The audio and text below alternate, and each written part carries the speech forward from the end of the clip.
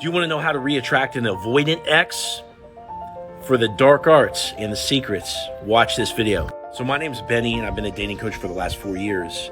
And the relationship that catapulted me into becoming a dating coach was with an avoidant who ended up cheating on me, who also had BPD. It was this toxic roller coaster ride, okay? And it thrust me into figuring all this stuff out, of course, eventually becoming a dating coach. But when she broke up with me, I ended up getting her back into a relationship. It was a mistake, but I still figured out how to do it. I'm gonna share with you how to do that in this video. So the first thing I'll say is that getting an avoidant back into a relationship is no different than just a normal person, only you have to pull everything off a lot more flawlessly. It's just easier with somebody that's emotionally available because, of course, you know, the pull of having you back in their life again and the discussions and the memories and all these things are more safe for that person, and they're more willing to engage with those, which helps bring them back into the mix. Now, with an attachment avoidant, they're less likely to get emotional and sad and nostalgic and all these things, okay? Because those feelings are unsafe for them.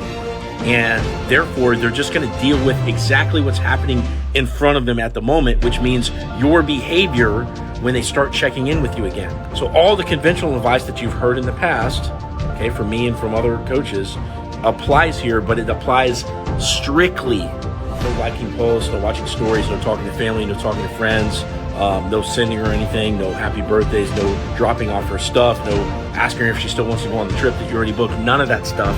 You gotta live your best life, take on a new hobby, post about it on social media, don't block her, let her see that, okay? And date other people. And with all that advice, it's very, very hard to pull off because you are not an avoidant. You're a secure attachment or an anxious attachment, which means you feel the feelings and it's gonna try to drive your behavior in some other direction other than to do exactly what I just said. If you want an avoidant back, you have to pull this off perfectly to the T. And I know because I've been through it. Now, avoidants aren't unhuman. Eventually, they're going to get curious about you because they haven't heard about you or heard from you, and they're going to hit you up again. And it's a matter of what you do from there. How hard are you trying in relation to how hard she's trying? Does it seem like your life is improving? Like, what's in front of her that's substantial enough for her to want to actually start chasing you again, just like she did in the beginning? All of this is really, really hard. But if you want to pull it off flawlessly, hire a coach. Of course, you should hire me.